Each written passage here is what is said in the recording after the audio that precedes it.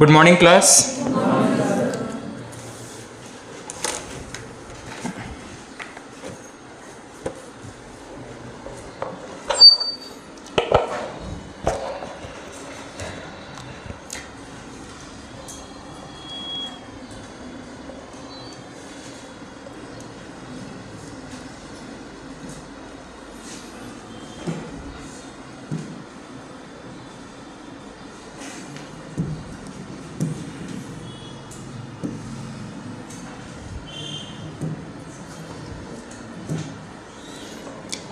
चलिए last classes को थोड़ा सा रिवाइज करते हैं और उसके बाद में कंटिन्यू करते हैं। लास्ट क्लास में हमने कौन से टॉपिक पे चर्चा शुरू किया था? संसद।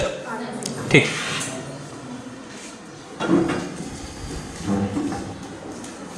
चलिए सबसे पहले बात करेंगे संविधान में हमने कुल कितने भाग पढ़े थे?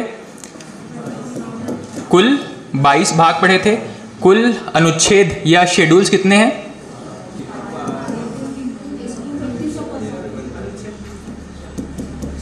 अनुच्छेद कितने हैं?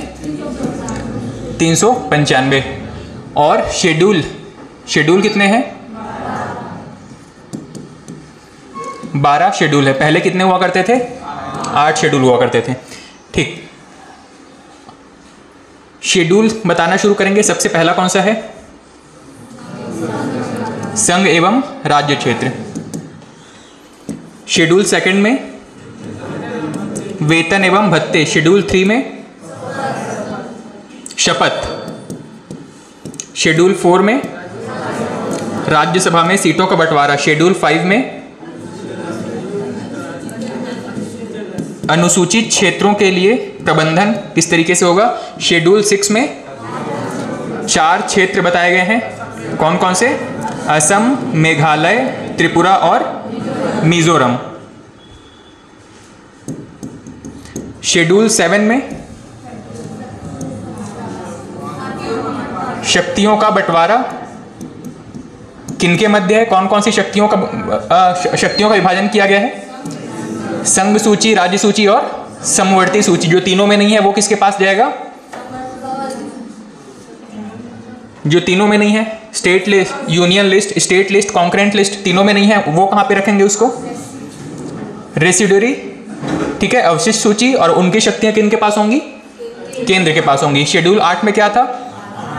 ऑफिशियल लैंग्वेजेस के बारे में। पहले कितने लैंग्वेजेस थे? 14 लैंग्वेजेस थे। बाद में कितने हो गए? 22 भाषाएं हो गई। शेड्यूल 9 में क्या था? Land reform. शेड्यूल 10 में क्या है? एंटी डिफेक्शन लॉ, दल बदल कानून। शेड्यूल 11 में पंचायत और 12 में नगरीय निकाय। संविधान की 22 भाषाओं को शुरू करेंगे। सबसे पहला भाग कौन सा था? स्टेट एंड यूटी के बारे में, भाग 1 में। भाग 2 में क्या था? नागरिकता के बारे में था। भाग 3 में मौलिक अधिकार। भाग 4 में डीपीएसपी। भाग 4A में फंडामेंटल ड्यूटीज। भाग 5 में संघ की कार्यपालिका। भाग 6 में राज्य में। भाग 7 में, भाग 8 में, भाग 9 में पंचायती राज। भाग 9A में नगरीय निकाय। भाग 9B में सहकारी समितियां। भाग 10 में अनुसूचित जनजातियों के बारे में है। भाग 11 में केंद्र राज्य संबंध। भाग 12 में वित्त संपत्ति के बारे में है। भाग 13 में ट्रेड एंड कॉमर्स के बारे में, व्यापार एवं वाणिज्य। भाग 13 में। भाग 14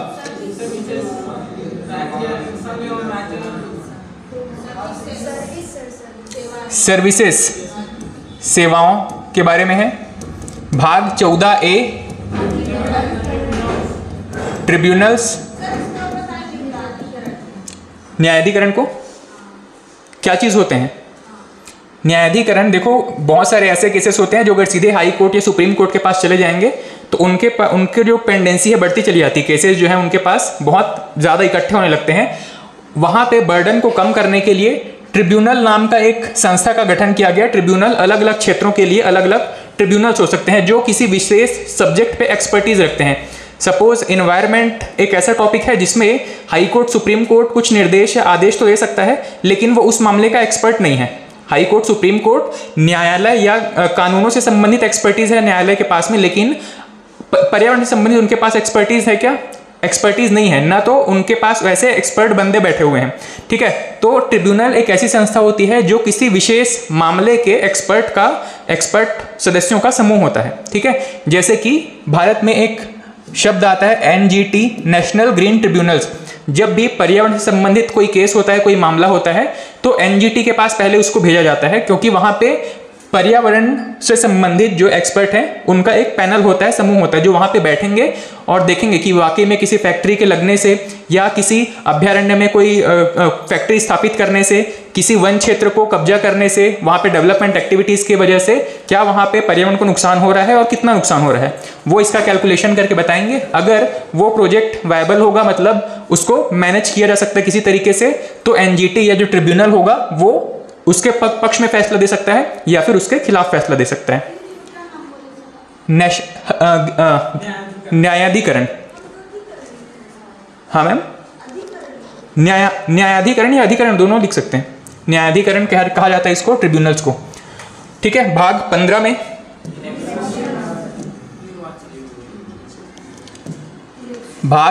में इलेक्शन, भाग 16 में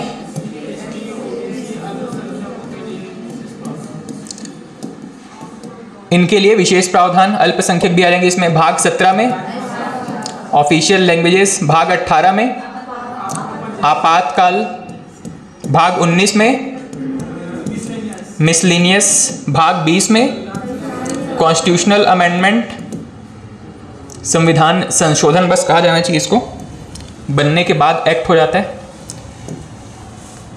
भाग 20 के बाद में भाग 21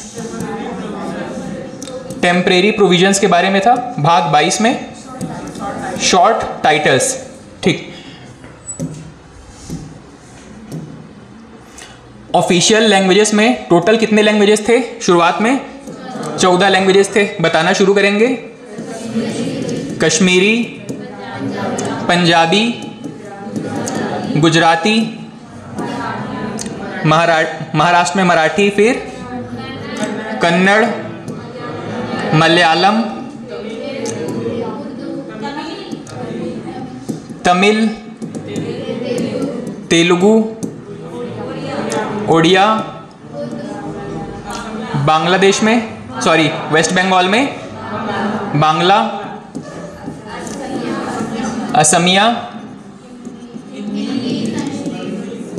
फिर हिंदी, उर्दू, संस्कृत,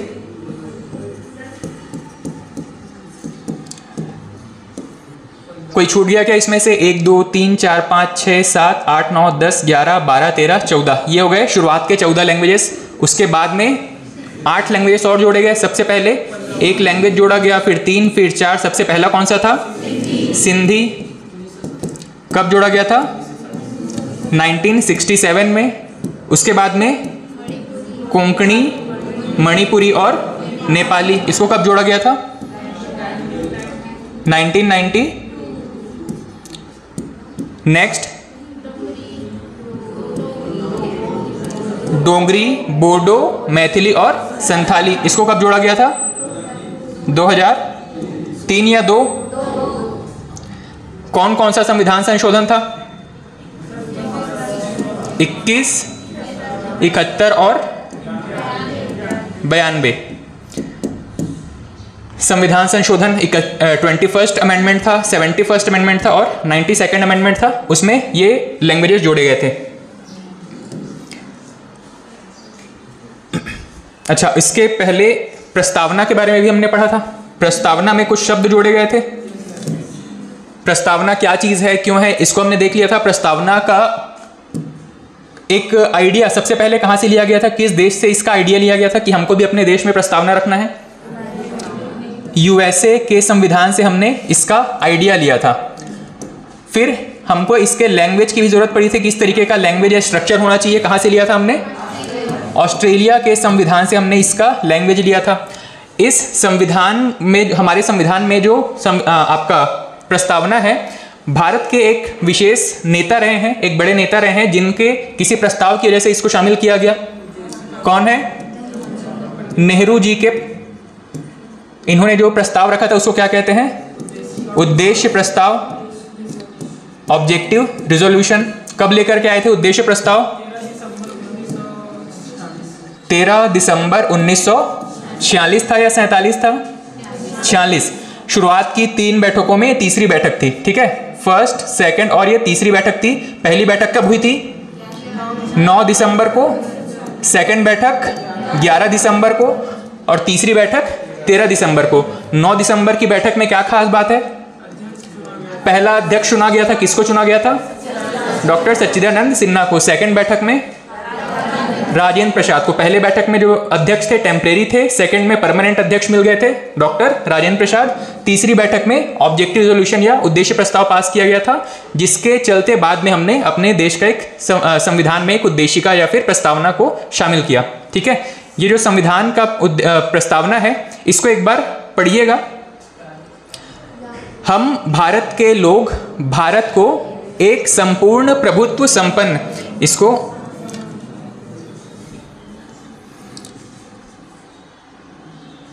ये आपको प्रॉपर विजिबल है पीछे तक सभी को?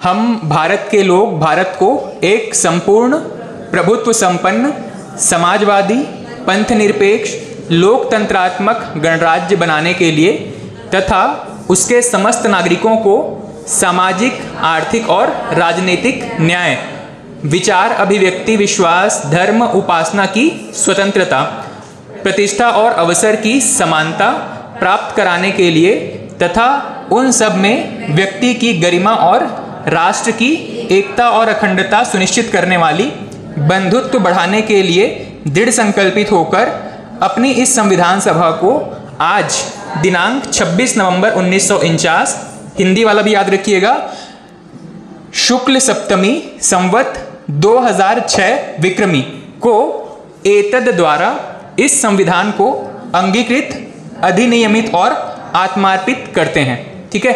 ये पूरे संविधान की उद्देशिका या प्रस्तावना थी और इसमें से भी अब कई प्रकार के प्रश्न पूछे जाते हैं, जैसे कि आप ये बताइएगा कि संविधान में आपके उद्देशिका या प्रस्तावना में जो तिथि अंकित है वो कौन सी तिथि अंकित है? यहाँ पे 26 नवंबर 1949 की तिथि अंकित है, ठीक है। हिंदी में कौन सी तिथि अंकित है? शुक्ल सप्तमी 2006 विक्रमी, शुक्ल सप्तमी 2006 विक्रमी, मतलब यहाँ पे विक्रम संवत की बात हो रही है, ठीक है। उसके बाद में यहाँ पे कुछ शब्द दिए गए हैं जहाँ से प्रश्न पूछे जाते हैं, जैसे कि इसमें कौन कौन से ऐसे शब्द हैं जिसको बाद में संविधान संशोधन करके जोड़ा गया था?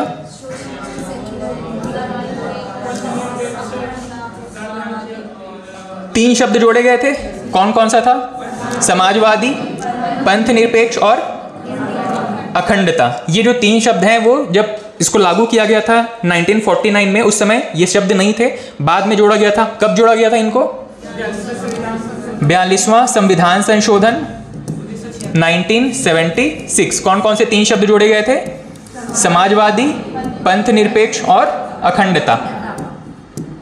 ये तीन नए शब्द जोड़े गए थे, ठीक है। उसके बाद में यहाँ से और क्या प्रश्न पूछता है कि संविधान में किस किस तरीके के न्याय की व्यवस्था की गई है? तो सामाजिक, आर्थिक और राजनीतिक न्याय, ये तीन प्रकार के न्याय की व्यवस्था की गई है।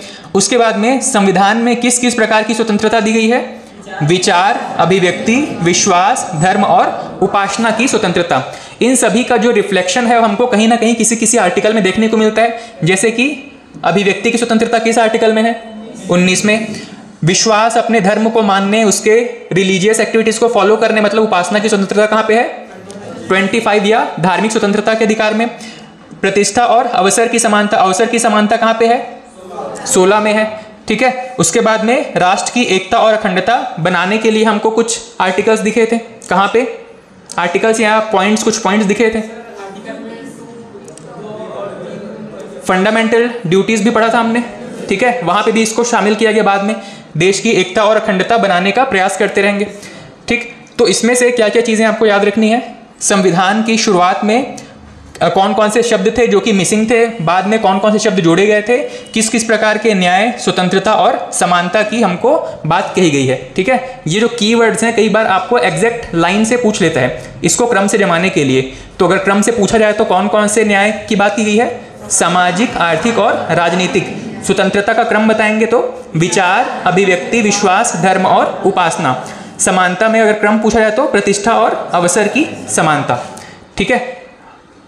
चलिए वापस अपने मेन टॉपिक पे आते हैं जहां तक कल हमने छोड़ा था।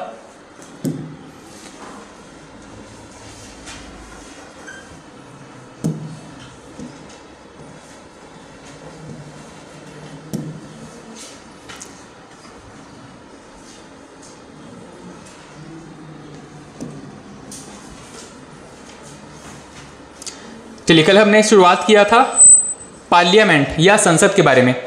संसद में हमने ये देखा कि केंद्र और राज्य स्तर पर अलग अलग सरकार काम करती है। केंद्र स्तर पर जो सरकार काम करती है जिसमें कि लोकसभा, राज्यसभा और पार्लियामेंट, आपके प्रेसिडेंट मिलकर के जो एक संसद बॉडी का निर्माण करते हैं, इसी को ही हम संसद कहते हैं। इसके बाद में हमने बात किया था कि विधायिका क्या होता है, कार्यपालिका क्या होता है, न्यायपालिका क्या होता है। संसद के गठन के बारे में हमने बात किया। संसद को ओवरऑल इसमें क्या क्या चीजें, कौन कौन से अंग इसमें शामिल हैं, तो लोकसभा, राज्यसभा और राष्ट्रपति। संसद के अंग पूछा जाए तो लोकसभा, राज्यसभा और राष्ट्रपति। लोकतंत्र के 3 स्तंभ पूछा जाए तो कार्यपालिका, विधायिका और न्यायपालिका। चौथा स्तंभ पूछा जाए तो मीडिया, ठीक। उसके बाद में लोकसभा के कुछ सदस्य होंगे, राज्यसभा के कुछ सदस्य होंगे। आगे हम इसकी चर्चा करेंगे कितने सदस्य होंगे, कहाँ कहाँ से चुन करके आएंगे। पर फिलहाल यहाँ पे इनका जो बेसिक या कॉमन जो कैटेगराइजेशन है उसको देखेंगे।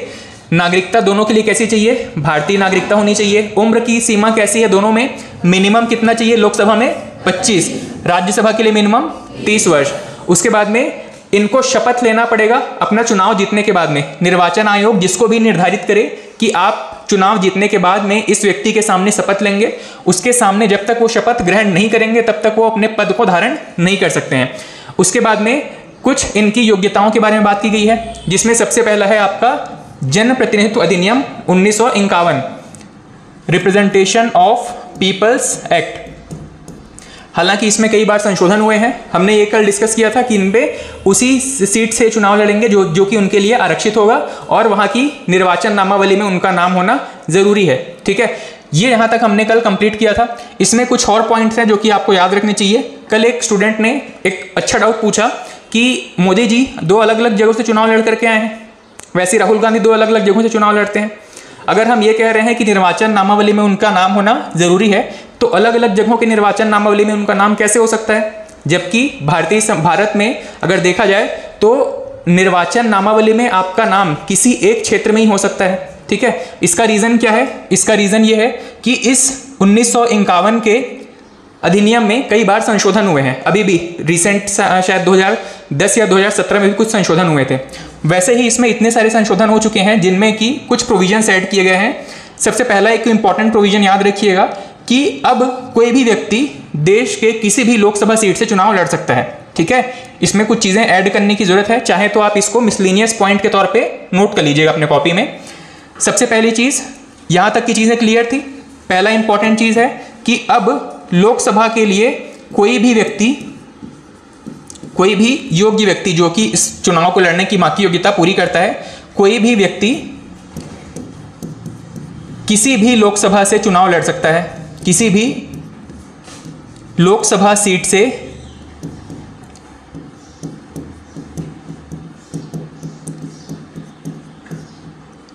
से चुनाव लड़ सकता है। कोई भी देश का कोई भी व्यक्ति किसी दूसरे राज्य में है, वो किसी दूसरे राज्य की लोकसभा सीट से चुनाव लड़ सकता है। दूसरी एक इंपॉर्टेंट चीज, कोई व्यक्ति कितनी सीटों पर चुनाव लड़ सकता है?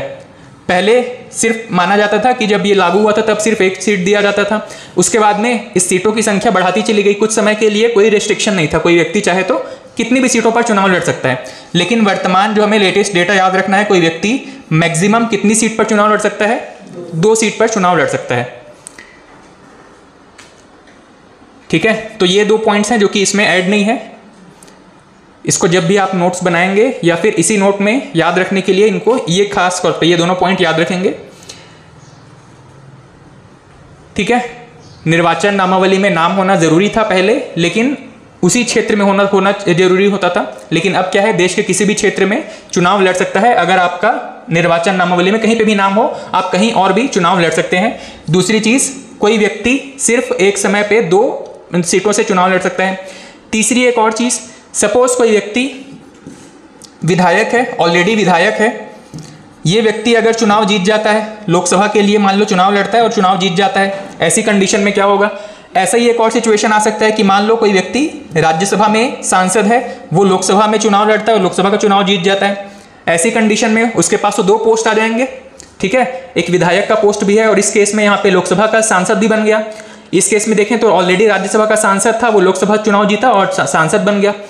ठीक है, ऐसे केस में एक रेस्ट्रिक्शन ये रखा गया है कि कोई व्यक्ति एक समय पर केवल एक ही पद धारण कर सकता है। लॉजिकल पॉइंट है। ठीक है, कोई व्यक्ति एक समय पर एक ही पद धारण कर सकता है, इसीलिए इसको अपने या तो प्रीवियस पोस्ट से रिजाइन देना पड़ेगा या तो अपना प्रेजेंट पोस्ट जहां पे चुनाव जीते हैं इसको छोड़ना पड़ेगा। ठीक है, वहां पे दूसरे इलेक्शन करवाए जाएंगे। ठीक, ये इतने कुछ पॉइंट्स थे आपके सांसदों के बारे में जो कॉमन पॉइंट्स थे। उसके बाद में सांसदों की निर्योग्यता, कौन कौन से आधार हो सकते हैं जिनके बेस पर किसी सांसद की चुनाव लड़ने की योग्यता खत्म की जा सकती है, या अगर वो सांसद के रूप में ऑलरेडी चुने जा चुके हैं तो उनकी जो सीट है उसको समाप्त किया जा सकता है। सबसे पहला है यहाँ पे विकृत चित्त, सामान्य भाषा में कहें तो पागल। कोई व्यक्ति, कोई सांसद अगर उसका दिमाग ठीक नहीं है, मेडिकली वो अनफिट, मेंटली अनफिट अगर प्रूव हो चुका है, उसको उसके पद से हटा दिया जाएगा। दिवालिया, दिवालिया कहने का मतलब क्या होता है? हाँ, बैंक से कुछ लोन लिया था, उसको चुका नहीं पाए और ऑफिशियली ऑन पेपर इन्होंने अपने आप को दिवालिया घोषित कर दिया। इसका मतलब उन्होंने ये डिक्लेयर कर दिया है कि मैं अब ये लोन पे करने के लिए असमर्थ हूं, मैं भविष्य में ये लोन कभी भी पे नहीं कर पाऊंगा। उन्होंने अगर ये रिटर्न डॉक्यूमेंट प्रूफ सबमिट कर दिया है, ऐसे केस में उनको कहा जाएगा कि वो अब दिवालिया हो चुके हैं। ठीक है, उसके बाद में एक और कंडीशन रखा गया है जिसके बेस पर उनकी अयोग्यता साबित हो सकती है। अगर वो कहीं चुनाव जीतने के बाद में अगर अपना शपथ नहीं लेते हैं, जैसे कि सांसदों को किनके सामने शपथ लेना पड़ता है? लोकसभा अध्यक्ष के सामने। मान लो यहाँ पे चुनाव जीत करके ये घूमने फिरने चले गए और एक टाइम लिमिट होता है कि इतने टाइम तक आपको शपथ ले लेना है। उस टाइम लिमिट के भीतर अगर वो शपथ नहीं लेते हैं, ऐसी कंडीशन में उनकी जो सीट है वो समाप्त मानी जाएगी, उनका जो सीट है वो वेकेंट हो जाएगा। नेक्स्ट, ऐसा कोई भी कानून जो कि संसद द्वारा समय समय पर बनाया गया हो, उन सभी को फॉलो करना जरूरी है। उन सभी के आधार पर उनकी योग्यता या निर्योग्यता तय की जा सकती है। जैसे कि रिप्रेजेंटेशन ऑफ पीपल्स एक्ट, यहाँ पे अलग अलग समय पे जो अमेंडमेंट हुए हैं उसके अनुसार कुछ लेटेस्ट पॉइंट है जो आपको याद रखने हैं। जैसे कि करप्शन, कोई भी सांसद अगर करप्शन में संलिप्त पाया जाता है, ठीक है, और प्रूव हो जाता है कि उन्होंने करप्शन किया है, ऐसे केस में उनकी जो सीट है वो चली जाएगी। ये लेटेस्ट डेटा आपके लिए काम का है। किसी अपराध के लिए अगर किसी व्यक्ति को 2 वर्ष या उससे ज़्यादा की सजा हो गई हो, ऐसी कंडीशन में उनकी जो सांसदी है वो चली जाएगी, उनकी संसद से उनकी सदस्यता समाप्त हो जाएगी। जैसे कि अभी लेटेस्ट एग्जाम्पल कौन है? राहुल गांधी। ठीक है, हालांकि वापस आ गए हैं, उनके पीछे काफी सारे रीजंस हैं। तो राहुल गांधी के साथ क्या केस हुआ था? पार्लियामेंट में कुछ ऐसे उनके जो भाषण थे जो कि प्रूव हो गए थे कि गलत तरीके से उनके भाषण थे या फिर किसी विशेष कम्युनिटी के खिलाफ में भाषण दिए गए थे। उस भाषण को ध्यान में रख करके ही कहां से इनको किस राज्य से इनको सजा हुई थी? गुजरात के हाई कोर्ट से इनको सजा दी गई थी। कितनी? 2 वर्ष की सजा दी गई थी। ठीक है, 2 वर्ष के जेल की सजा दी गई थी। ठीक है, इनका एक भाषण वाला वीडियो क्लिप जारी किया गया था जिसमें इन्होंने मोदी कम्युनिटी, पूरी जो मोदी कम्युनिटी है उनको चोर घोषित कर दिया था। इसी वजह से गुजरात के हाई कोर्ट से इनको ये सजा मिली थी कि 2 वर्ष का आपको जेल बिताना पड़ेगा, जो 2 वर्ष की कारावास की सजा मिलती है। ऐसे केस में हमने ये जो पॉइंट पढ़ा है रिप्रेजेंटेशन ऑफ पीपल्स एक्ट के अंदर कि किसी व्यक्ति को अगर 2 वर्ष या उससे अधिक की सजा होती है तो उनकी संसद सदस्यता चली जाएगी और आगामी 5 वर्ष तक चुनाव नहीं लड़ पाएंगे। यही जो वो पहले 2 वर्ष अगर पहले मतलब किसी पास्ट में सजा हुई तो मतलब पहले सजा अगर भुगत चुके हैं तो भी अगले 5 साल तक चुनाव लड़ने से बैन किया जा सकता है उनको, ठीक है। जैसे कि लालू यादव हैं, लालू यादव लंबे समय से जेल में है और उनको शायद अभी अगर सपोज चुनाव उनका जो सजा था उसके बाद भी शायद 5 साल तक वो चुनाव अभी नहीं लड़ पाएंगे सजा समाप्त होने के बाद में। नेक्स्ट कंडीशन बताया गया कि अगर अपनी चुनाव का खर्च का ब्यौरा देने में असमर्थ हो। हालांकि ये बहुत रिलेवेंट टॉपिक नहीं है क्योंकि कोई भी सांसद अपने चुनाव का प्रॉपर खर्च बता ही नहीं पाता है। इनके लिए कुछ लिमिट रखी जाती है, जब भी कोई चुनाव लड़ते हैं उनके लिए लिमिट रखी जाती है 5 लाख, 10 लाख, 20 लाख इस तरीके से, और ये समय समय पे अपडेट होते रहते हैं। चुनाव आयोग ये जो खर्च की सीमा है इसको भी बढ़ाते रहता है अलग अलग समय पे महंगाई के हिसाब से। तो ये बहुत रिलेवेंट पॉइंट नहीं है क्योंकि इसको ऑन पेपर बहुत इसका जो डेटा है वो मेंटेन कर पाना मुश्किल नहीं है। भाई एक चुनाव का प्रचार प्रसार चल रहा है, उसमें कितने फ्लैग चलाए गए, कितने लोगों की गाड़ी में पेट्रोल डलाया गया, कितने लोगों को नाश्ता पानी करवाया गया, कब कब कौन सा नाश्ता किए, समोसा खाए कि कचौड़ी खाए, कहाँ कितना मेंटेन कर पाएंगे, ठीक है। तो चुनावी खर्च का ब्यौरा कोई भी व्यक्ति नहीं दे पाता है। ये एक मोटा मोटी कह सकते हैं कि एक रूल बस है जिसको कि फॉलो कोई भी नहीं करता है। उनको जो लिमिट दी जाती है उनसे कहीं ज़्यादा खर्च कर देते हैं, ठीक। उसके बाद में चुनावी भ्रष्टाचार में संलिप्त हो। चुनावी भ्रष्टाचार कहने का मतलब है कि किसी तरीके से चुनाव का जो पूरा प्रोसेस है उसको मैनिपुलेट करने की कोशिश की गई हो। जैसे कि पहले होता था जब बैलेट पेपर से चुनाव होता था, ठीक है, बैलेट जो बॉक्स होता था उसमें स्याही डाल दिए या बॉक्स कोई चोरी करके ले गए, ऐसे बहुत सारे केस होते थे। खासकर आपका जो यूपी, बिहार, इन सब वाले एरिया में बहुत सारे ऐसे केसेस होते थे जहाँ पे चुनाव लड़ने के लिए या चुनाव जीतने के लिए जो दबदबा रखने वाले जो प्रतिनिधि होते थे, बाहुबली टाइप के लोग जो होते थे, वो क्या करते थे, बैलेट पहली चीज़ अगर जहाँ पे चुनाव हो रहा है वहाँ पे उनके आदमी जाएंगे और लोगों का जो मत पत्र है उसको छीन करके उस मत पत्र में अपने पार्टी के जो कैंडिडेट है जो खड़े हुए हैं उनके नाम के सामने पहले खड़े होकर के सामने थप्पा लगवाएंगे। अगर ये इससे बात नहीं बनती है या वहाँ पे सिक्योरिटी ज़्यादा होती है, ये काम नहीं कर पाए हैं, तो दूसरी चीज़ इनको कहाँ डाला जाएगा, बैलेट बॉक्स के अंदर डाला जाता है, ठीक है। जैसे कि मंदिर वगैरह में डोनेशन करने के लिए आपके पास एक बॉक्स रहता है ना जहाँ से आप पैसे अंदर डालते हैं, वैसे ही एक बॉक्स होता था जहाँ से इस पूरे बैलेट पेपर को जिसमें कि आपने थप्पा लगाया है किसी प्रतिनिधि के सामने, उस बॉक्स में इस पूरे चीट को डाला जाएगा। उसको काउंटिंग के लिए भेजा जाना होता है, लेकिन काउंटिंग के लिए भेजा जाने के दौरान उसको रास्ते में यहाँ से उठा लेंगे या तो इसको पूरा चोरी कर लेंगे या फिर वहाँ पे इसके अंदर स्याही डाल देंगे, ठीक है। इस तरीके से जो पूरे पेपर्स थे वो खराब हो जाएंगे और उन वोट्स की कोई कीमत नहीं रहती थी। इस तरीके से बहुत सारे ऐसे केसेस होते थे जिसमें कि ये कंडीशन लागू होता था। ऐसे केस में पूरा का पूरा चुनाव का प्रोसेस रद्द हो जाता था, फिर से चुनाव करवाने की ज़रूरत पड़ जाती थी। इसमें फ़ायदा किसको होता था, जो व्यक्ति ऑलरेडी किसी पोस्ट पर है वहाँ पे, वो अपने पोस्ट पर तब तक बना रहता था जब तक कि नए चुनाव नहीं हो जाते हैं। फिर उसको चेंज किया गया कि कोई व्यक्ति अपना पद चुनाव के लिए जो आचार संहिता लागू होता है उस समय के बाद उनकी पावर जो है वो सरकारी अधिकारियों के हाथ में चली जाएगी, ठीक है। तो इस पूरे प्रोसेस में कई बार अलग अलग तरीके से अमेंडमेंट होते गए, जहाँ जहाँ हमको परेशानी मिलती गई उस परेशानी को दूर करने के लिए पूरे प्रोसेस में अमेंडमेंट होते चले गए और अभी भी जहाँ जहाँ कमियाँ हैं वहाँ पे अमेंडमेंट या संशोधन होते रहते हैं। उसके बाद में एक संशोधन है 52वां संशोधन 1985। इसमें हमने क्या पढ़ा था, दल बदल रोधी कानून, एंटी डिफेक्शन लॉ के बारे में पढ़ा था। दल बदल का मतलब है कि कोई एक व्यक्ति है जो चुनाव जीत जाता है। सपोज चुनाव जीतने के बाद में इनके पास कुछ ऑप्शंस आ जाते हैं कि ये अपनी पार्टी में बने रहें या किसी दूसरी पार्टी में चले जाएं। जनरली अगर इनको अच्छा पैसा किसी दूसरी पार्टी के द्वारा ऑफर किया जा रहा है तो ये क्या करेंगे, मान लो कोई व्यक्ति कोई सांसद है जो बीजेपी से चुन करके आया था, कांग्रेस ने इनको बहुत सारा पैसा ऑफर किया या कुछ मंत्री वाला पद ऑफर किया, तो ये अब कहाँ चले गए, कांग्रेस में चले गए। वैसे ही मान लो बीजेपी चुनाव जीत करके आई है लेकिन अभी इनके पास बहुत ज़्यादा मेजोरिटी नहीं है, सरकार बनाने के लिए हमको मेजोरिटी की ज़रूरत पड़ती है, और मान लो इनके पास मेजोरिटी नहीं है, कुछ सांसद कम पड़ रहे हैं, तो ये किसी दूसरे पार्टी के सांसदों को टारगेट करेंगे, उनको पैसे ऑफर करेंगे और कुछ हो सकता है कांग्रेस के विधायक बीजेपी में चले जाएं, ठीक है। इस तरीके से विधायकों की, सांसदों की खरीद फरोख्त होती रहती थी। इसको दूर करने के लिए ये दल बदल रोधी कानून लाया गया था। ठीक, अब इसमें कुछ प्रोविजंस हैं जो कि हम आगे पढ़ेंगे। कुछ प्रोविजंस यहाँ पे लिखे गए हैं, जैसे कि कोई व्यक्ति जिनको कि मनोनीत किया गया है, इलेक्टेड नहीं है, इलेक्टेड होने का मतलब है कि हम उसके लिए वोटिंग कर रहे हैं, नॉमिनेट होने का मतलब है कि हमारे तरफ से हमारे विधायकों या सांसदों ने चुनाव में उनके लिए पार्टिसिपेट किया है या वोट दिया है।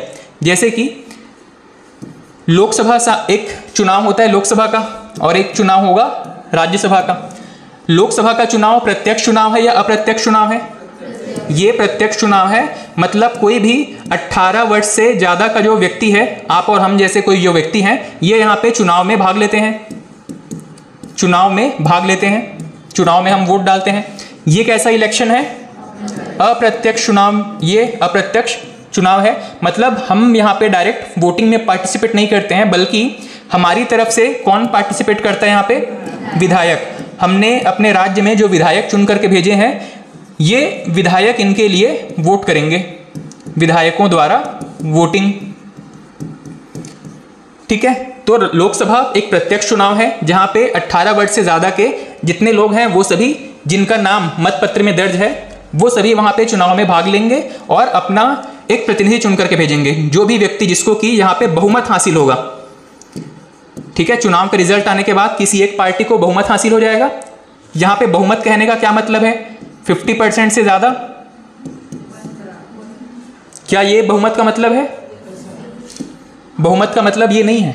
जब भी आप कोई चुनाव में वोट करते हैं तो वहां पे बहुमत होने का मतलब है कि किस पार्टी को बाकियों की तुलना में ज्यादा वोट मिले हुए हैं। ठीक है, चुनाव के केस में हम ये देखते हैं ना कि किसी व्यक्ति को हो सकता है कि केवल टोटल वोट का केवल 30% वोट मिला है। जैसे कि मान लो इस केस में हमारे आसपास मान लो किसी विधायक का चुनाव होना है, विधायक के चुनाव के लिए मान लो 4 लोग खड़े हुए हैं, 4 लोग खड़े हुए हैं, ए, बी, सी और डी। मान लीजिए ए को टोटल वोट का, जो टोटल वोट पड़ा है, जो टोटल वैलिड वोट है, उन टोटल वैलिड वोट्स का केवल 40% प्राप्त हुआ है। बचे कितने? 60%। उसमें से मान लो कि 30% इसको प्राप्त हुआ है, 20% इसको और 10% इस व्यक्ति को प्राप्त हुआ है। अब इसमें से 50% किसी को भी प्राप्त नहीं हुआ है। ठीक है, अब इसमें से 50% वोट किसी को प्राप्त नहीं हुआ है, लेकिन जीतेगा कौन यहाँ पे? जिसको बाकियों की तुलना में ज्यादा वोट मिले हुए हैं। वही चीज यहाँ पे लागू होगी। कोई भी व्यक्ति चुनाव में जीता हुआ तब माना जाएगा जब उसको बाकियों की तुलना में ज्यादा वोट मिले हुए हैं। कितना ज्यादा है कितना कम है वो डिपेंड नहीं करता है, बाकियों की तुलना में बस उसको ज्यादा वोट मिले होने चाहिए। अब क्योंकि यहाँ पे हमने सिर्फ 4 लोगों का डिस्कशन किया, हो सकता है कि वहां पे 20 लोग खड़े हो चुनाव में, तब तो ये नंबर ऑफ वोट्स और कम होते चले जाएंगे। हो सकता है कि कोई व्यक्ति केवल 20% वोट पाकर ही जीत जाए। ठीक है, तो यहाँ पे कितने वोट चाहिए, कितने प्रतिशत मत चाहिए, इनका कोई भी रेस्ट्रिक्शन नहीं है, केवल बाकियों की तुलना में उनको ज्यादा वोट मिले हुए होना चाहिए। ठीक है, तो लोकसभा में प्रत्यक्ष चुनाव है, 18 वर्ष से ऊपर के जितने व्यक्ति हैं सब यहाँ पे वोटिंग में पार्टिसिपेट करेंगे और बहुमत के आधार पे उनको विजयी माना जाएगा। वैसे ही राज्यसभा में इसको हम अप्रत्यक्ष चुनाव मानते हैं। यहाँ पे विधायकों द्वारा, हमारे जो राज्य के विधायक है जिनको कि हमने डायरेक्ट वोटिंग के थ्रू चुना है, वो विधायक इन राज्यसभा के सदस्यों के लिए वोटिंग करेंगे और वो राज्यसभा का रिप्रेजेंटेशन करने के लिए संसद में उपस्थित होंगे। ठीक, यहाँ पे मान लो कोई ऐसा व्यक्ति है यहाँ पे, ठीक है, यहाँ पे हमने बात किया कि कुछ ऐसे व्यक्ति हैं जो कि बीजेपी से हैं, कांग्रेस से हैं या दूसरी पार्टी से हैं कुछ। अब अच्छा, एक और चीज, ये शब्द याद रखिएगा, राष्ट्रीय पार्टी। ठीक है, इसके बारे में हम आगे की क्लासेस में डिस्कस करेंगे, पर फिलहाल यहाँ पे इसकी थोड़ी सी जरूरत है।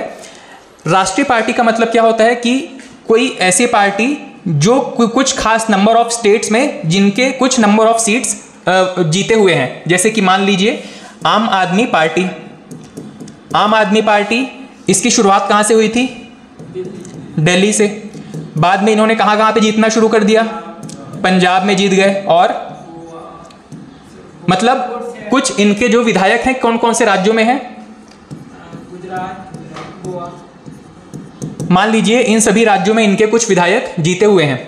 तो राष्ट्रीय पार्टी होने के लिए कुछ क्राइटेरिया है, कुछ इसके कुछ नियम है कि किस पार्टी को राष्ट्रीय पार्टी का दर्जा दिया जाएगा।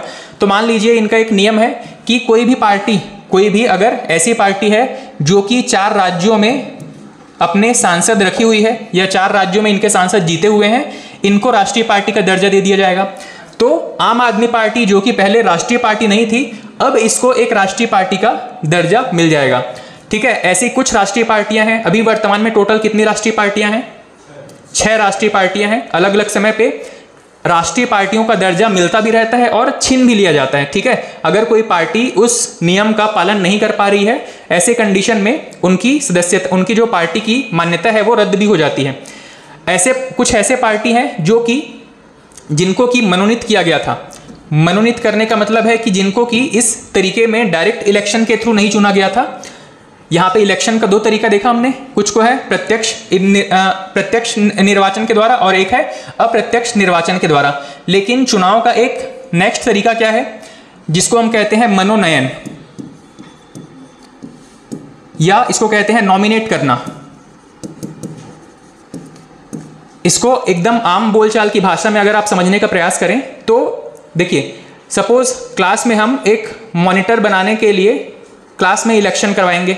ठीक है, बॉयज़ की तरफ से कुछ कैंडिडेट्स खड़े हो गए, गर्ल्स की तरफ से कुछ कैंडिडेट्स खड़े हो गए, पूरी क्लास ने इनको वोट किया है। अब उस वोटिंग के दौरान किसी एक व्यक्ति को सबसे ज़्यादा वोट मिल गए हैं और वो बन जाएगा क्लास का कैप्टन। ये तो हो गया चुनाव की प्रक्रिया। हमने क्या किया? चुनाव के द्वारा, वोटिंग के द्वारा एक व्यक्ति का चुनाव किया है।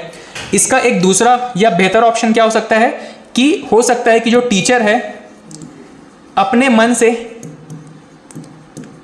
मन से किसी को भी क्लास का मॉनिटर बता दे कि आज से ये पर्टिकुलर व्यक्ति जो है वो आपके क्लास का मॉनिटर है या कैप्टन होगा। ऐसे केस में बाकी के स्टूडेंट्स ने पार्टिसिपेट किया क्या? नहीं किया है। ये जो प्रोसेस होता है जहां पे ऊंचे पद पर बैठा कोई व्यक्ति अपने प्रतिनिधि के रूप में किसी व्यक्ति को नॉमिनेट कर देता है, इसको हम कहते हैं मनोनयन। यहां पे टीचर ने क्या किया? कैप्टन के रूप में एक क्लास के एक स्टूडेंट को मनोनीत कर दिया है। अब ये जो मनोनयन का कॉन्सेप्ट है, ये पूरे संविधान में कई जगह पे हमको देखने को मिलता है।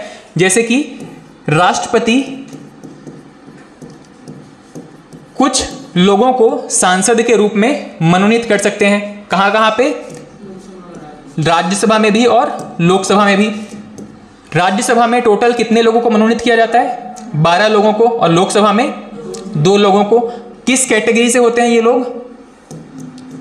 अच्छा, ये जो 2 लोग हैं इनको एंग्लो इंडियन होने के नाते, आंग्ल भारतीय होने के नाते इनको मनोनीत किया जाता है। एंग्लो इंडियन या आंग्ल भारतीय। और ये जो 12 लोग हैं ये किसी विशेष क्षेत्र में उपलब्धि हासिल किए होते हैं। किसी विशेष क्षेत्र में जो विशेष उपलब्धि रखने वाले लोग हैं इनको मनोनीत किया जाता है या इनको अपने मन से राष्ट्रपति के द्वारा उस पद पर बिठा दिया जाता है। ये जो प्रोसेस है इसको हम कहते हैं मनोनयन।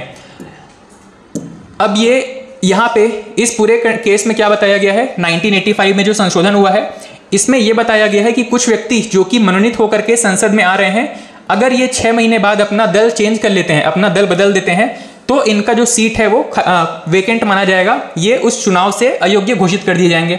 वैसे ही निर्दलीय सदस्य, मतलब ऐसे दल जो कि राष्ट्रीय पार्टी या राज्य पार्टी का दर्जा प्राप्त नहीं है, ऐसे किसी पार्टी में अगर किसी को, ऐसे कोई पार्टी से अगर कोई चुनाव जीत करके आता है और वो किसी दूसरे दल में अगर अपना विलय कर लेता है, मतलब किसी दूसरे पार्टी में चला जाता है, ऐसे केस में भी उनकी सदस्यता समाप्त हो जाएगी। अब इस पॉइंट को समझने के लिए थोड़ा सा मेरे साथ कुछ क्वेश्चन आंसर को आप हैंडल करने का प्रयास करेंगे। जैसे कि यहाँ पे मान लेते हैं कुछ बड़ी पार्टी हैं, बीजेपी हो गया, कांग्रेस हो गया, आम आदमी पार्टी हो गया, और हमारे एरिया में कुछ ऐसे पार्टी होते हैं जिनका कि कोई नाम पता नहीं होता है, सिर्फ उनको सिंबल मिल जाता है। जैसे कि कोई व्यक्ति है जिनको कि घड़ी छाप में वोट देने के लिए, कोई व्यक्ति जिसको पंखा छाप में वोट देना है, कोई व्यक्ति है जिसको बाल्टी छाप में वोट देना है। अब ये तो क्या हो गए, ये राष्ट्रीय पार्टी हो गए, लेकिन इन लोगों को अभी राष्ट्रीय पार्टी का दर्जा नहीं मिला है। क्यों? क्योंकि इनका जो संख्या है, इनके जो सांसद हैं या विधायकों की संख्या उतनी ज़्यादा नहीं है जितनी कि इनके पास में है। ठीक है, ये जो क्राइटेरिया है किसी पार्टी के राष्ट्रीय पार्टी या फिर राज्य स्तरीय पार्टी होने का, उस क्राइटेरिया को ही पूरा नहीं कर पाए हैं। ये लोग उस क्राइटेरिया को पूरा करते हैं, इसीलिए इनको राज्य स्तरीय पार्टी या राष्ट्रीय पार्टी का दर्जा मिला हुआ है। अब ये जो पार्टी हैं इनको हम कहते हैं राष्ट्रीय पार्टी, और इन पार्टी से अलग जितने भी ऐसे पार्टी हैं जिनको कि दर्जा प्राप्त नहीं हुआ है, मान्यता प्राप्त नहीं हुआ है, इनको हम कहते हैं निर्दलीय, इनको हम मानते हैं निर्दलीय। ये इन किसी बड़े दलों से संबंधित नहीं है, इसको हम निर्दलीय मानते हैं। अब मान लीजिए एक केस है जहां पे इन पार्टी में से बीजेपी की सरकार बनने वाली है या बन गई है, इनमें से भी कुछ लोग चुन करके आए हैं, भाई यहाँ पे जो लोकल लीडर्स हैं उनको इन बड़ी पार्टी से सीट नहीं मिला था या टिकट नहीं मिला था, इन छोटे छोटे पार्टीज में या कह सकते हैं कि अपने पर्सनल लेवल पे उन्होंने चुनाव लड़ने की कोशिश की और चुनाव जीत भी गए। ये जो है अब क्या कहे जाएंगे, निर्दलीय सदस्य कहे जाएंगे। ठीक है, और ये जो है वो बीजेपी के सदस्य या कांग्रेस पार्टी के सदस्य कहे जाएंगे। ये जो निर्दलीय सदस्य हैं, मान लीजिए किसी केस में कोई एक ऐसा केस है जहां पे बीजेपी को अभी भी मेजॉरिटी प्राप्त नहीं हो पाई है। ठीक है, इनको अभी संसद में बहुमत प्राप्त नहीं है, मतलब यहाँ पे इनके जो टोटल नंबर ऑफ सीट्स हैं उतने नहीं हैं जितने की होने चाहिए थे। वो क्या करेंगे, इन निर्दलीय सदस्यों को अप्रोच करेंगे कि आप हमारी पार्टी में शामिल हो जाइए, अब हमारी पार्टी में विलय कर लीजिए।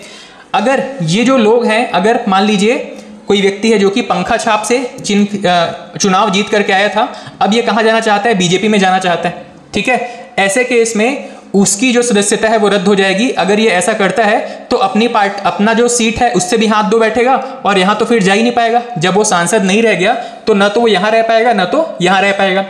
इसके लिए एक ऑप्शन क्या बचेगा, मान लो ये वहाँ जाना चाहता है तो क्या इसके पास ऑप्शन बचा है, ये अपनी पार्टी से इस्तीफा दे दे या अपने पद से इस्तीफा दे दे, उसके बाद बीजेपी में जाए और बीजेपी में जाकर के फिर से चुनाव लड़े। भाई इसको किसी व्यक्ति ने बीजेपी के सदस्य के रूप में वोट नहीं किया था, इसको हमारे लोकल लीडर के रूप में इसको वोट दिया था हमने। अगर ये आपके भावनाओं से धोखा करके वापस किसी दूसरी पार्टी को ज्वाइन करता है, बीजेपी को ज्वाइन करता है या कांग्रेस को ज्वाइन करता है, ऐसे केस में ये माना जाता है कि ये व्यक्ति अब अयोग्य है और आपको अगर जीतना ही है तो आप बीजेपी में जाकर के या कांग्रेस में जाकर के दोबारा चुनाव लड़ लीजिए, और अगर लोग आपको पसंद करते हैं तो फिर से वोट देंगे, अब वहां से भी जीत सकते हैं। ठीक है, तो निर्दलीय सदस्य अगर किसी पार्टी में विलय करते हैं, ऐसे केस में इनकी सदस्यता समाप्त हो जाएगी।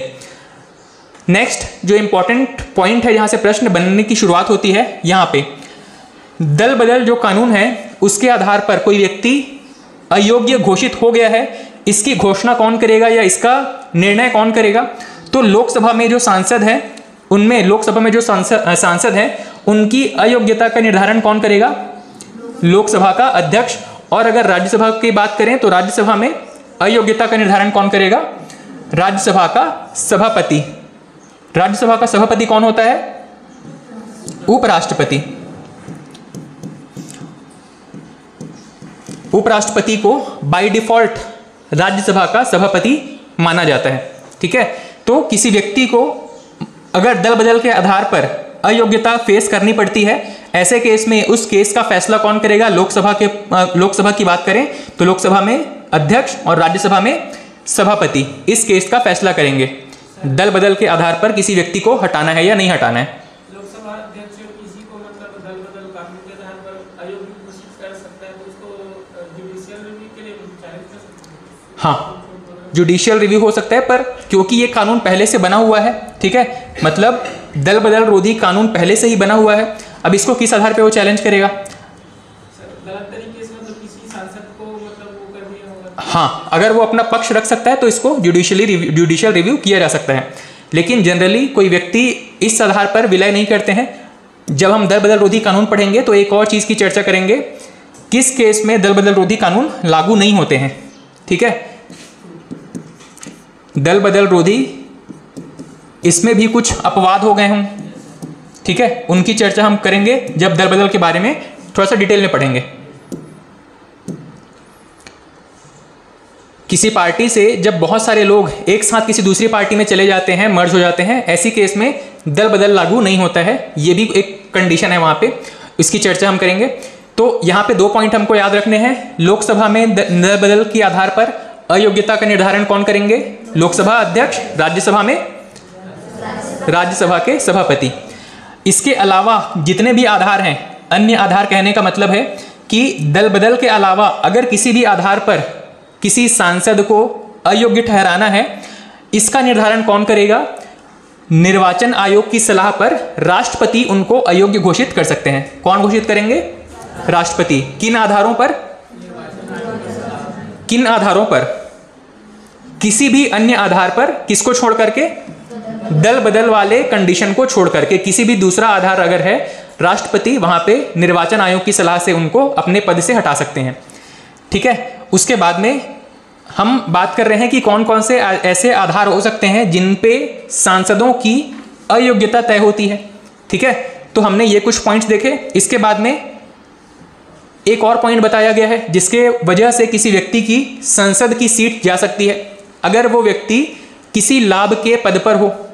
अब ये लाभ का पद क्या होता है, इसको संविधान में कहीं भी डिफाइन नहीं किया गया है, लेकिन सुप्रीम कोर्ट ने अलग अलग समय पे अपने जो निर्णय हैं उसमें यह बताया है कि कोई भी व्यक्ति जो कि वर्तमान में सांसद है, लोकसभा या राज्यसभा का सांसद है, और वो किसी ऐसे कंपनी में उसकी पार्टनरशिप है जहां पे ऐसे कंपनी में भी काम कर रहा है जहां पे सरकार की हिस्सेदारी कितनी है, 50% से ज़्यादा सरकार की हिस्सेदारी है, ऐसे व्यक्ति को हम मानेंगे कि वो लाभ के पद पर काम कर रहा है।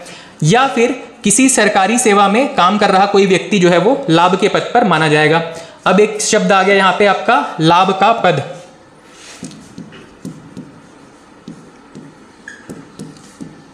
इसको कहा जाता है ऑफिस ऑफ प्रॉफिट।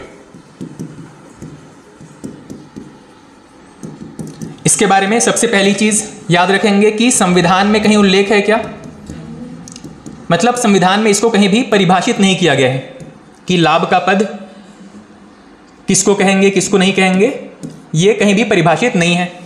ठीक है, इसको कहां पे डिफाइन किया गया है? तो सुप्रीम कोर्ट के द्वारा अपने अलग अलग निर्णयों में बताया गया है कि ये जो काम है वो लाभ का पद माना जाएगा। आपको और हमको अगर सामान्य तौर पे अगर समझना है कि लाभ का पद क्या होता है, तो मान के चलिए ऐसा कोई भी पद जो कि सरकारी के कैटेगरी के अंदर आता है। ठीक है, ऐसा कोई भी पद जो सरकारी पद की कैटेगरी में आता है, किसको छोड़ करके? विधायक। इसको और शॉर्ट में अगर हम कहें तो राजनीति से संबंधित कोई पद को छोड़ करके, राजनीतिक पद को छोड़ करके। ठीक है, लाभ का पद कोई भी ऐसा पद जो सरकारी कैटेगरी में आता है, राजनीतिक पदों को छोड़ करके, ऐसे सभी पदों को हम क्या कहते हैं? लाभ का पद। क्यों? इसमें पहली कंडीशन क्या है? क्योंकि आप सरकार से वेतन लेते हैं। दूसरी कंडीशन क्या है? कि वहां पर जो भी निर्णय लेने वाले हैं आप, उसमें आपकी भागीदारी हो जाती है। ठीक है, क्योंकि आप सरकार से वेतन ले रहे हैं, निर्णय निर्माण में आपकी भागीदारी है, इसी वजह से इन पदों को हम लाभ का पद कहते हैं। इसका बिल्कुल शॉर्टेस्ट डेफिनेशन क्या है? कोई भी ऐसा पद जो कि सरकारी कैटेगरी में आता है, जहां पे आप सरकार से वेतन लेते हैं और सरकारी निर्णयों के निर्माण में आपकी भूमिका है या भागीदारी है, ऐसे सभी पदों को हम सरकारी पद मानेंगे। लेकिन इसका अपवाद क्या है, एक्सेप्शन क्या है? कोई भी राजनीतिक पद है उसको हम लाभ का पद नहीं मानते हैं। अब मुझे बताते चलना, क्या एक सरकारी टीचर लाभ का पद है? लाभ के पद में आएगा। क्या एक सरकारी डॉक्टर लाभ का पद माना जाएगा? कोई भी प्राइवेट डॉक्टर लाभ का पद नहीं माना जाएगा। कोई भी वकील लाभ का पद मानेंगे? कोई सरकारी वकील है तो लाभ का पद माना जाएगा। कोई भी विधायक लाभ का पद है क्या? कोई विधायक लाभ का पद नहीं माना जाएगा। हालांकि ये सरकारी वेतन लेता है, सरकार के निर्णयों में इसकी भागीदारी है, भूमिका है, पर इसको लाभ का पद नहीं मानेंगे। ठीक है, इसमें कोई डाउट है क्या? लाभ का पद किसको कहा जाएगा? ठीक है, कोई भी ऐसा पद जो सरकारी कैटेगरी का है, जहां पे वेतन सरकार से प्राप्त कर रहे हैं और निर्णय लेने में सरकार की भूमिका है या आपकी भूमिका बनती है, ऐसे सभी पदों को हम सरकारी पद मानते हैं। ऐसा ही एक केस आया था, हेमा मालिनी या कोई एक्ट्रेस थी, उनके ऊपर जो सांसद थे उस समय, शायद हेमा मालिनी ही थी। तो ये जो है एक संस्था है जो टीवी या मूवीज को रेगुलेट करने का काम करती हैं। ठीक है, टेलीविजन या मूवीज को या थिएटर्स को शायद रेगुलेट करने का काम करती हैं। इनकी रेगुलेशन करने वाली एक बॉडी है वहां पे ये जो सांसद थी हेमा मालिनी, जब सांसद थी, इनके ऊपर एक केस चला था, ठीक है। वो केस किसके आधार पर था? ऑफिस ऑफ प्रॉफिट या लाभ के पद के आधार पर, लाभ का पद माना गया था उस पद को। वो यहाँ पे सांसद के तौर पे भी काम कर रही थी और इन कुछ पदों पर भी काम कर रही थी, ठीक है। मतलब टीवी, मूवीज या थिएटर को रेगुलेट करने वाली जो संस्था थी, इनको जो रेगुलेटिंग संस्था थी, वहां पर इनको कोई पद मिला हुआ था, शायद अध्यक्ष या ऐसा कोई पद मिला हुआ था। इस आधार पर उनको चैलेंज किया गया था कि आप सांसद भी हैं और इस सरकारी पद पर भी काम कर रही हैं, इसीलिए आपका पद जो है वो लाभ के पद के अंदर आता है। आपको अपने सांसद के पद से इस्तीफा दे देना चाहिए या फिर इस वाले पद से इस्तीफा देना चाहिए। या तो आप यहां काम करेंगे या तो सांसद के तौर पे काम करेंगे, ठीक है। ये उस टाइम पे एक केस चला था। तो लाभ का पद आप समझ गए, किसी सरकारी सेवा में कार्यरत कोई व्यक्ति है, ऐसा कोई कंपनी है जहां पे 50% से ज्यादा हिस्सेदारी सरकार की है, ऐसे सभी पदों को लाभ का पद मानेंगे। हाँ हाँ, बिजनेस अपने नाम से नहीं कर रहे हैं। जितने राजनेता हैं, अगर आप उनकी सिर्फ प्राइवेट सैलरी मतलब सरकारी सैलरी कैलकुलेट करोगे तो बहुत कम होती है, पर वास्तव में उनकी संपत्ति उससे बहुत ज़्यादा निकलती है, ठीक है। तो संपत्ति का अर्जन किस तरीके से करते हैं? जितने भी राजनेता हैं वो संपत्ति का अर्जन कहीं ना कहीं से तो कर रहे हैं। कहाँ से कर रहे हैं या किसके नाम पे कर रहे हैं? तो अपने बच्चों के नाम पे, पुत्र या पुत्री के नाम पे कोई बिजनेस सेटल कर लिए, अपनी वाइफ के नाम पे कोई बिजनेस सेटल कर लिए, या फिर अगर इनसे भी काम नहीं बन रहा है तो फिर अपने नौकर चाकर के नाम पर कोई बैंक अकाउंट खोल लिए या विदेशों में कोई कंपनी स्थापित कर लिए। एक नाम आपने सुना होगा, शेल कंपनी। शेल कंपनी मतलब कोई फर्जी कंपनी है जिसका वास्तव में एग्जिस्टेंस नहीं है, सिर्फ नाम के लिए इसको ओपन किया गया है और इसका काम सिर्फ क्या है? पैसों का रोटेशन करना, पैसों को इधर से उधर ले जाना, ब्लैक मनी को व्हाइट मनी में कन्वर्ट करना, ये सब काम इनका है। तो नितिन गडकरी जी का अगर आप बात कर रहे हो तो वाकई में किसी भी विधायक या सांसद के पास संपत्ति बहुत ज़्यादा होती है, जिनकी जो उनकी वास्तविक आय से ज़्यादा होती है, ठीक है। इस सभी तरीकों से वो अपने पैसों को मैनिपुलेट कर रहे होते हैं, इधर उधर ट्रांसफर कर रहे होते हैं, किसी दूसरे के नाम पे कोई बिजनेस चला रहे हैं और भाई वो उनको पता है कि किस व्यक्ति के नाम पे अपना बिजनेस चला रहे हैं तो उनको ज़्यादा प्राथमिकता दी जाती है, ठीक है। उसके अलावा यहाँ पे एक कंडीशन बताया गया है कि किस आधार पे किसी सांसद की सदस्यता जा सकती है। दोहरी सदस्यता, जो मैंने आपको बताया कि कोई एक व्यक्ति एक ही पद पर काम कर सकता है, ठीक है। अगर वो दोनों के लिए चुन लिया जाता है तो 10 दिन के भीतर एक पद से उसको त्यागपत्र देना पड़ेगा और दूसरे पद का चयन करना पड़ेगा। कोई व्यक्ति अगर एक सदन के 2 स्थानों से चुनाव जीत जाता है, ऐसी कंडीशन में उसको 10 दिन के भीतर एक पद खाली करना पड़ेगा। नेक्स्ट चीज़ है, अगर कंटिन्यू 60 दिनों तक संसद की बैठक, संसद का जो सत्र चल रहा होता है उस दौरान अगर संसद की बैठक में लगातार 60 दिनों पर अनुपस्थित रहते हैं बिना सूचना दिए, ऐसी कंडीशन में उनकी सदस्यता छीनी जा सकती है। इसके अलावा सांसद या विधानमंडल दोनों का अगर चुनाव जीत गए हैं तो 14 दिन में अपने पद के लिए किस पद पे काम करेंगे, वो सांसद रहेंगे या विधायक रहेंगे, इस चीज़ का उनको चुनाव करना पड़ेगा। अगर नहीं करते हैं तो वो जिस लेटेस्ट पोस्ट पर उनका इलेक्शन जीते हैं वो उन पे वो वैलिड, मतलब उनको कंटिन्यू करेंगे, उनका जो पुराना पद है वो वहाँ पे समाप्त माना जाता है, ठीक है। तो कौन कौन से केसेस हमने देखे? अगर शुरुआत से चर्चा करें, कोई व्यक्ति जो कि मेंटली अनस्टेबल है, पागल है या दिवालिया है, या फिर अगर चुनाव जीतने के बाद शपथ नहीं लिया है, या फिर ऐसा कोई भी कानून जो कि संसद समय समय पर निर्धारित करे, जैसे कि संसद के द्वारा निर्धारित क्या कर दिया है, कोई व्यक्ति अगर 2 वर्ष के लिए जिसको जेल हो गई है, ऐसा कोई भी व्यक्ति चुनाव नहीं लड़ पाएगा या फिर उसका पद चला जाएगा। नेक्स्ट हमने बात किया दल बदल के आधार पर कुछ कानून बनाए गए हैं। कोई व्यक्ति अगर अपना दल परिवर्तित कर लेता है, कौन कौन से केसेस में? अगर कोई नॉमिनेटेड मेंबर है, 6 माह के अंदर अगर अपना दल बदल लेता है, 6 माह के बाद अगर अपना पार्टी चेंज करता है, वो अयोग्य हो जाएगा।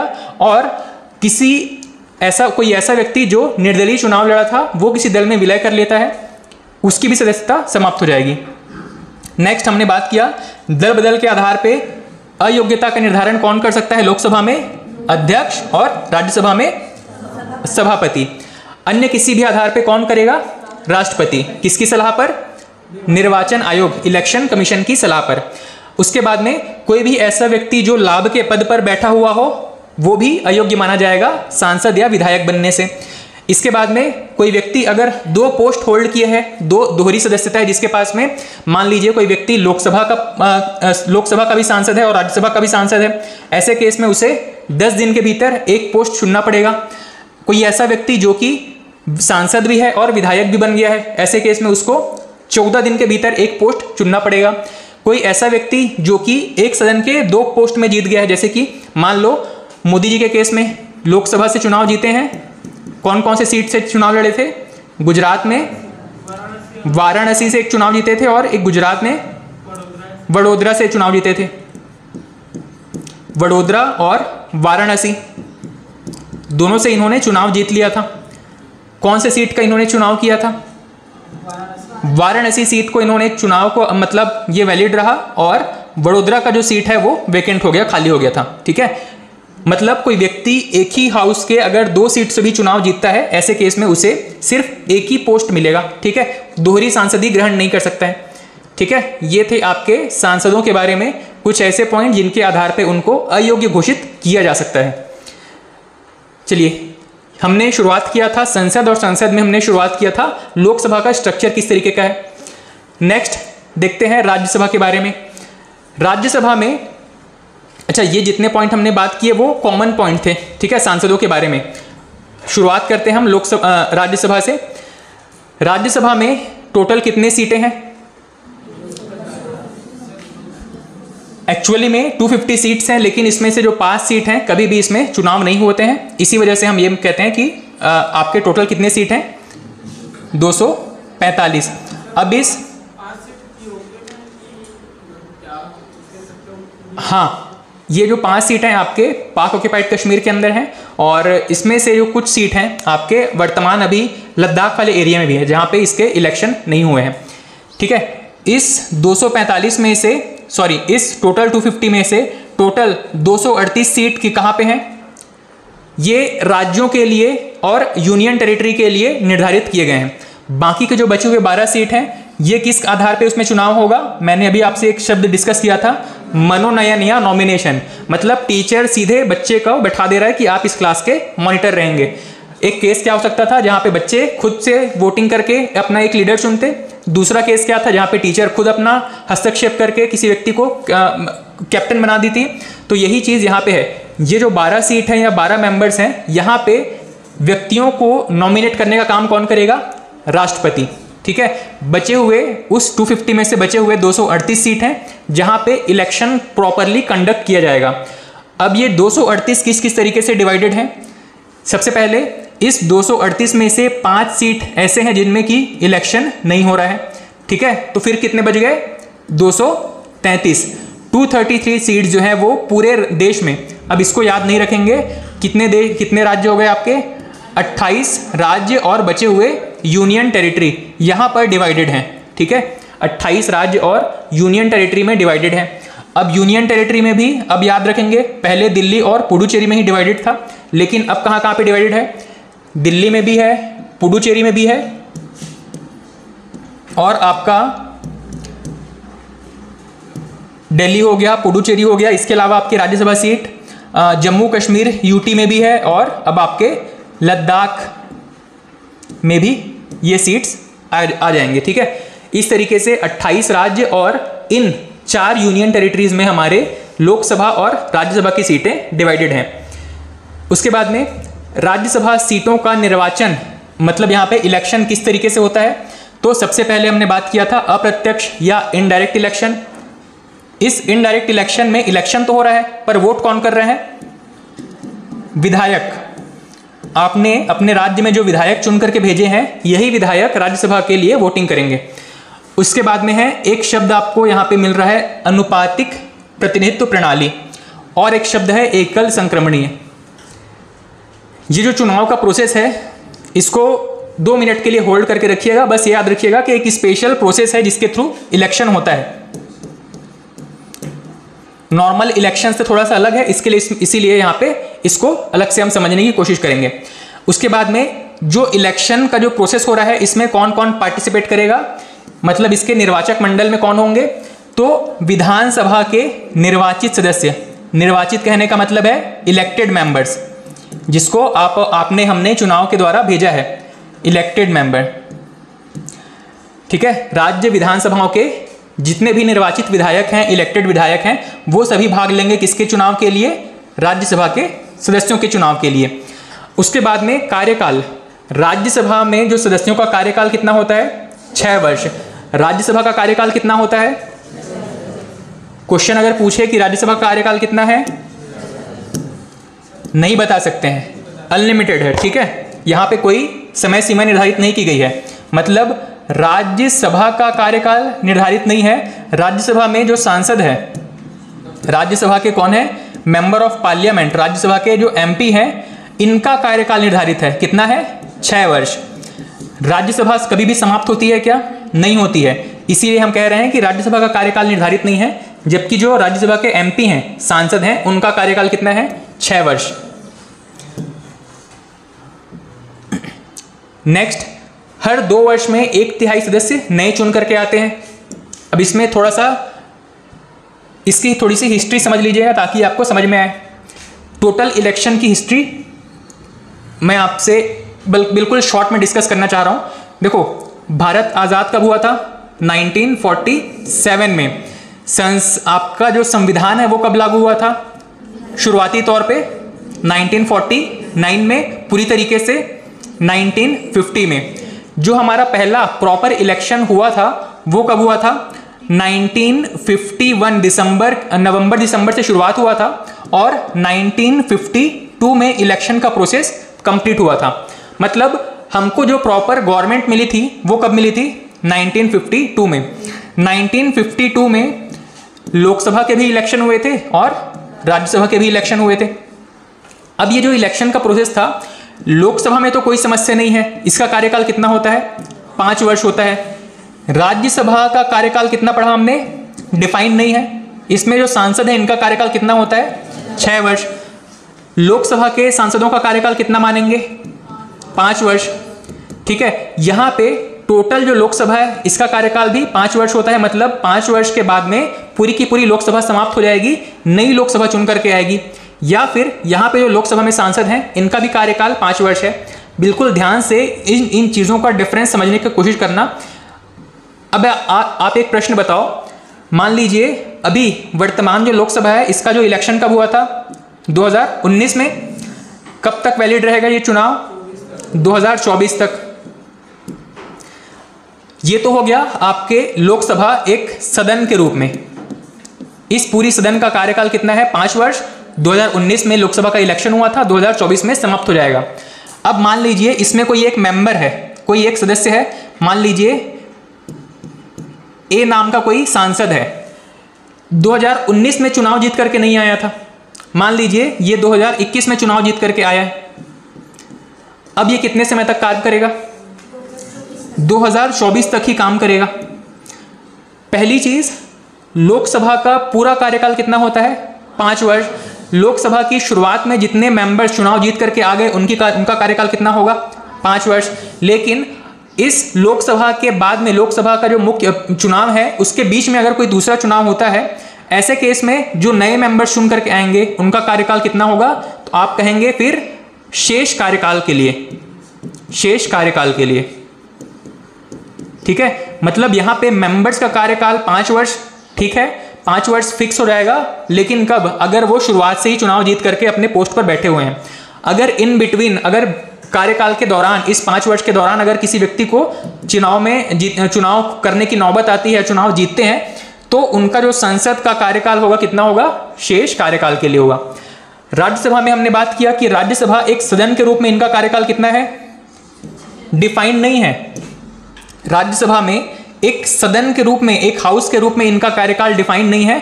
ठीक है, ये कभी इसकी शुरुआत कब हुई थी? 1952 में। लेकिन इसका कार्यकाल बताया नहीं गया कि 5 साल होगा, 6 साल होगा, 10 साल होगा। इसमें क्या बताया गया है कि सिर्फ जो सदस्य हैं इनका कार्यकाल कितना होगा? 6 वर्ष होगा। अब मुझे ये बताइए कि 6 वर्ष के बाद में हर जो मेंबर है उनको, इनका जो कार्यकाल है वो 6 वर्ष के बाद में समाप्त हो जाना चाहिए था। फिर रोटेशन के बेस पे नए सांसद चुन करके आने चाहिए थे। लेकिन हम क्या देख रहे हैं यहाँ पे, एक टर्म आप पढ़ोगे कि राज्यसभा जो है वो कभी भी विलीन नहीं होती है। यहाँ पे कोई ऐसा शब्द लिखा हुआ है क्या? चलिए यहाँ पे एक शब्द याद रखिएगा कि राज्यसभा कभी भी समाप्त नहीं होती है। राज्यसभा कभी भी समाप्त नहीं होती है या डिसॉल्व नहीं होती है। लोकसभा कितने वर्षों में डिसॉल्व हो जाती है, समाप्त हो जाती है? 5 वर्ष में। राज्यसभा कभी भी समाप्त नहीं होती है। इसका मतलब यह है कि ये जो 6 वर्ष है वो सदस्यों का कार्यकाल है, ना कि इस राज्यसभा के हाउस के रूप में राज्यसभा का कार्यकाल। ठीक है, अब यहाँ पे अगर इस 6 वर्ष के बाद में सारे के सारे मेंबर्स एक साथ राज्यसभा से बाहर चले जाएंगे तो राज्यसभा में काम कौन करेगा? इसका मतलब तो यह है कि राज्यसभा भी डिसॉल्व हो गई है। ठीक है, इससे बचने के लिए एक प्रोसेस यूज किया गया। अब इस प्रोसेस को ध्यान से समझ लेना। हम एक टर्म पढ़ने जा रहे हैं कि जो राज्यसभा के कार्य सदस्य हैं इनका कार्यकाल कितना होता है? 6 वर्ष। और अब दूसरी चीज ये याद रखेंगे कि हर 2 वर्ष में, कितने वर्ष में? हर 2 वर्ष में कितने सदस्य बाहर चले जाएंगे? 1/3 सदस्य यहां से बाहर चले जाएंगे। और जैसे ही ये सदस्य बाहर चले जाएंगे मतलब 1/3 सीट खत्म, वेकेंट हो गई है, खाली हो गई है। अब उस 1/3 पर नए सदस्य चुन करके आएंगे।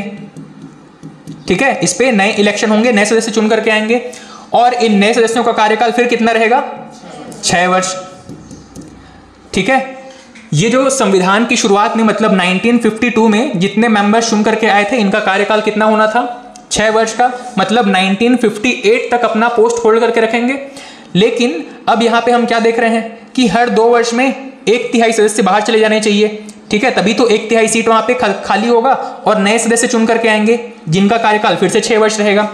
लेकिन मान लो अब यहां से 6 वर्ष अगर आप इसमें ऐड करो, कब आएगा? 1958 में। अब यहां से 6 वर्ष सभी का एक साथ कंप्लीट हो गया, सभी को बाहर जाना पड़ेगा, मतलब पूरा का पूरा राज्यसभा खाली हो गया। इस केस से बचने के लिए, किस चीज से? कि राज्यसभा की सभी सीटें एक साथ खाली ना हो, इस चीज से बचने के लिए एक प्रोसेस यूज किया गया, चिट निकाला गया। चिट निकाल करके, या एक कह सकते हैं कि इसके लिए एक प्रॉपर एक टर्म था, हम इसको आम बोलचाल की भाषा में कहते हैं कि हम चिट निकाल करके कुछ लोगों का नाम वहां पे ये डिफाइन करेंगे कि ये जो है वो अब 2 साल के बाद में अपना सीट वेकेंट करने जा रहे हैं। मतलब 1952 में इलेक्शन हुए थे टोटल सीट्स के लिए, इसमें से 1/3 मेंबर को अब बाहर जाना पड़ेगा हर 2 वर्ष में। लेकिन अब देखना, किसी का कार्यकाल पूरा नहीं हुआ है। ठीक है, सभी लोगों का कार्यकाल एक साथ कब पूरा होगा? 1958 में। लेकिन अगर हर 2 वर्ष बाद इनको निकालने की नौबत आती है तो अभी किसी सदस्य का कार्यकाल पूरा नहीं हुआ है और कोई भी सदस्य अपना पोस्ट छोड़ना भी नहीं चाहेगा। ठीक है, तो अब हम क्या करेंगे? एक बॉक्स में चीट भर करके इनमें से जितने भी 1/3 मेंबर्स हैं इनका नाम निकालेंगे। जैसे कि मान लीजिए यहाँ पे टोटल 90 सांसद हैं राज्यसभा में। फॉर एग्जाम्पल हम लेकर के चल रहे हैं कि इस समय यहाँ पे 1952 में 90 सांसद यहाँ पर चुन करके आए थे। अब इन 90 सांसदों को कहा जाएगा कि आप जो है वो बाहर चले जाओ, आप में से 1/3 बाहर चले जाओ। तो कोई भी यहाँ से बाहर जाने के लिए तैयार नहीं होगा, अपना सीट छोड़ने के लिए तैयार नहीं होंगे। तो हमने क्या किया? एक बॉक्स में इन सभी 90 विधायकों का नाम, 90 जो MP हैं, सांसद हैं, इन सभी का नाम लिख करके इसमें चिट डाल दिया। और किसी व्यक्ति से हमने कहा कि इसमें से अब आप क्या करेंगे? 30 चिट निकालिए। ठीक है, कितनी चिट निकालेंगे आप? 30। ये 30 कितना है आपका? 90 का 1/3। ये जो 90 लोगों में से 1/3 मतलब 30 लोगों का नाम निकला है, इनको हम क्या करेंगे? 1954 में इनको विदा कर देंगे। ठीक है, हालांकि आप देखो तो 1952 में चुन करके आए थे, 54 तक इनका कितना कार्यकाल कंप्लीट हुआ? सिर्फ 2 साल का। कार्यकाल कितना था टोटल? 6 साल का। लेकिन क्योंकि एक रोटेशन का प्रोसेस हमको शुरू करना था, इसीलिए हमने क्या किया? यहां से चीट निकाल करके इन 30 लोगों को सिर्फ 2 वर्ष में विदा कर दिया। ठीक है, अब यहां पे कितने लोग बचे हुए हैं?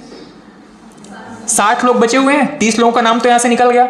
अब यहां पे नए कितने लोग बचे हैं? जो टोटल कितने बचे पुराने वाले?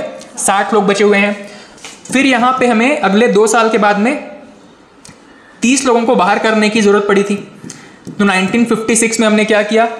कुछ और जो बचे हुए लोग थे इनमें से वापस हमने 30 लोगों का नाम यहां पे बाहर निकाला, चीट निकाल करके। इन 30 लोगों का नाम जब हमने यहां से निकाला तो इनका अब कितना वर्ष कंप्लीट हो चुका था? मैथ्स का थोड़ा सा कैलकुलेशन करके बताओ। अब इनका कितना वर्ष कंप्लीट हो गया था? 4 वर्ष। ठीक है, अब इनको भी विदा कर दिया गया। अब यहां से हमारा एक रोटेशन का साइकिल शुरू हो गया। ठीक है, अब आएगा कौन सा 1958। अब यहाँ पे जो बचे हुए लोग हैं उनका ऑलरेडी 6 वर्ष का कार्यकाल पूरा हो चुका होगा, अब वो यहाँ से विदा हो जाएंगे। अब इसमें ध्यान रखना, जब पहली बार यहाँ पे 30 लोगों का नाम निकाला गया था, उसी समय मतलब 1954 में ही 30 नए लोगों का चुनाव किया गया होगा। ठीक है, तभी तो वो सीट 90 का 90 सीट पूरा भरा रहेगा ना। ठीक है, अब इन 30 लोग जो नए चुन करके आए थे, इनका कार्यकाल कब पूरा होगा 1960 में। देखो 1952 में तो टोटल नए सीट्स थे, 1954 में जिनका 2 वर्ष का कार्यकाल पूरा हुआ, ऐसे 30 लोगों को हमने बाहर कर दिया। इन 30 लोगों की जगह पे नए कुछ नए लोगों को चुन करके लेकर के आए थे। ठीक है, अब इन नए लोग जो कि 1954 में चुन करके आए थे, इनका काम कब पूरा होगा 1960 में। अब इनका कार्यकाल पूरा 6 वर्ष हो गया है। कौन से वाले लोग? जो 1954 में चुन करके आए थे। ठीक है, ये 1954 वाले थे, ये 1956 वाले थे।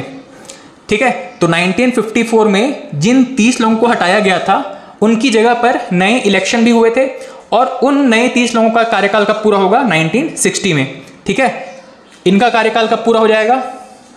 ये जो नए लोग चुन करके आए थे इस टाइम पे, उनका कार्यकाल कब पूरा होगा 1962 में। यहाँ पे जो नए चुन करके आए थे, इनका कार्यकाल कब पूरा होगा 1964 में। अब हमको कोई दिक्कत नहीं है। ठीक है, अब ये रोटेशन कंप्लीट चलता रहेगा।